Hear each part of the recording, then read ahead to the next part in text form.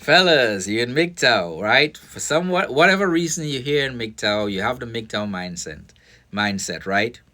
Um, you're well aware of failed relationships from dating American women. That's probably why you've taken on the MGTOW mindset, and you find men who have identified with some of the traits that you see, and that identification is MGTOW. You've taken the opportunity to to work on yourself using the five healths that I've talked about. You can look at some of my other videos to see what I'm talking about if you're not familiar with it. Um, Out of those eight healths, you have your own place, your own career, and you're financially stable. Now, then what? Do you remain stagnant in MGTOW, especially if you want to be in a relationship? You know, if those of you who want to be in a relationship, you got to take the MGTOW mindset with you and step back into the dating market. But what is the solution for that? Right? You're aware of women's hypergamy. You're aware that in America, most of the women are interested only in the top 20% of men in the United States. So the other 80% are invisible to them, right? And if they do go, turn their attention towards you, it's for selfish reasons. They want to use you, the after the fact, the fallback guy, the friend zone guy, whatever it is. And you have a MGTOW mindset, you're now well aware of your worth. What do you do to break the stagnation of having that MGTOW mindset and get back into the market? Well, you're making over $34,000 a year, a USD after taxes, right? But it's not really enough to deal with the American women who makes about the same as you, so they don't really need you for financial security. Therefore, um, you're pretty much priced out of that market. Then you turn to other markets. Sell yourself in other markets, like in third world countries, for instance.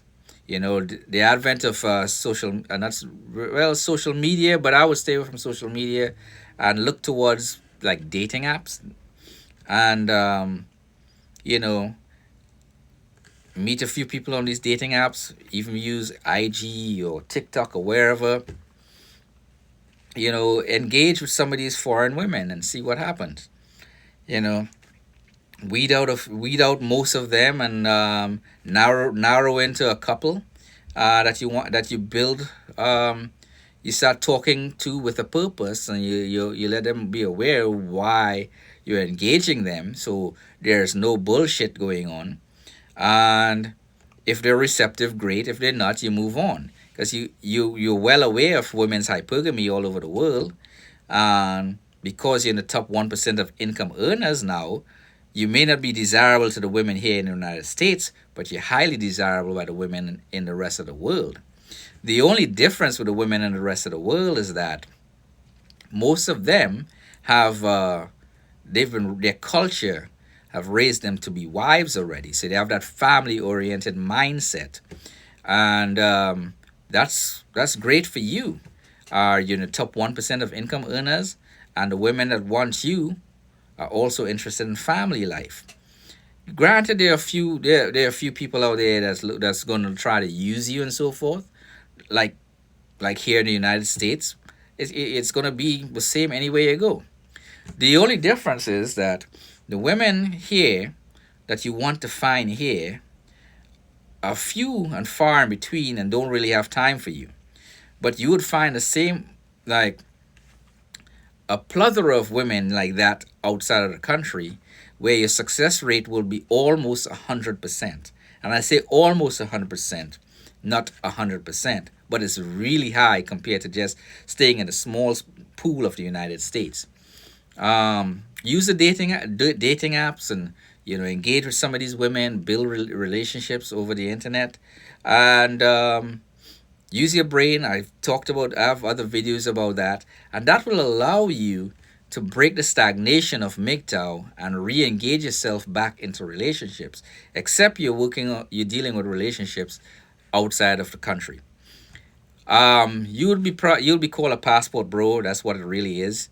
To me, the next step after MGTOW is to take the MGTOW mindset and become a passport bro and try and go to these countries with the purpose of finding a wife.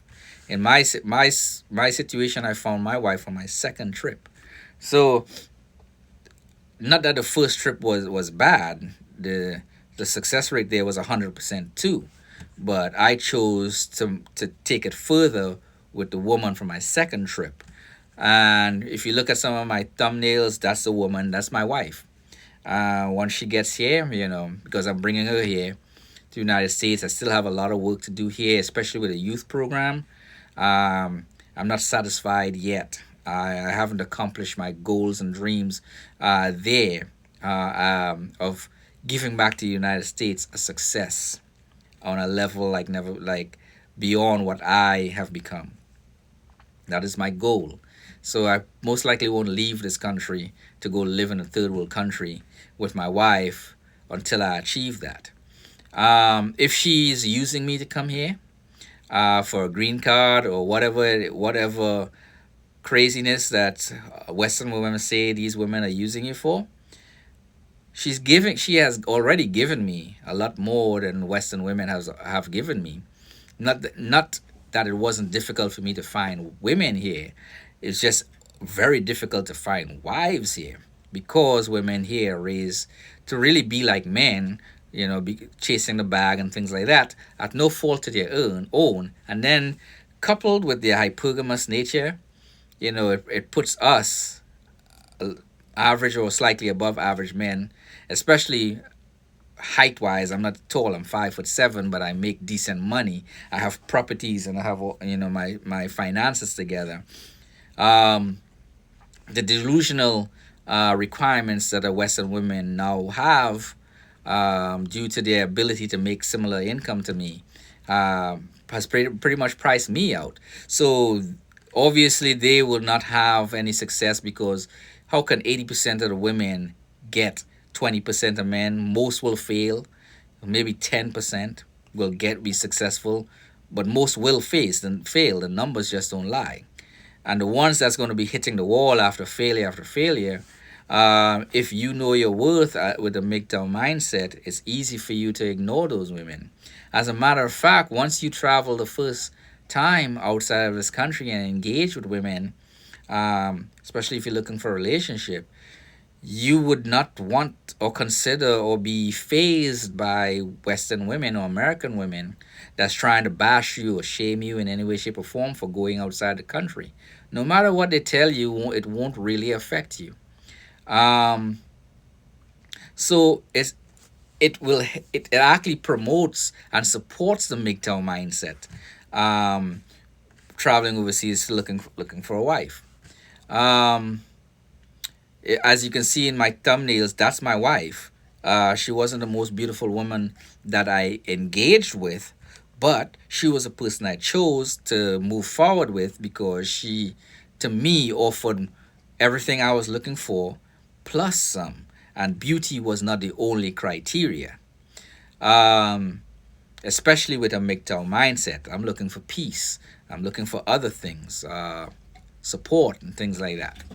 So if you like the video, share it with as many people as possible. Let other men know that they have options outside of the United States once they've finished working on themselves, or they are further along in working with themselves, because you're never truly finished working on yourself. But you're far along enough where your MGTOW mindset is strong. You're well aware of your worth, but you just didn't have a solution of what to do next. This is a solution. It is the most efficient solution that I could think of to get as far as getting back into the dating market. Obviously, you have to be aware of the cultures of the place you're going and the requirements within those cultures. But it's very easy to meet those requirements. In my situation, I met all the requirements, all the things that were required of me. to to marry my wife. Um, but I didn't simp, and I didn't. I stood strong on my MGTOW mindset and my MGTOW beliefs, even when engaging in some of the cultural stuff. And I stood firm on certain things, because I knew what I was worth, and I knew that a lot of women out there want me, so I don't have to settle or be coerced into settling for one woman. Uh, if things didn't feel right.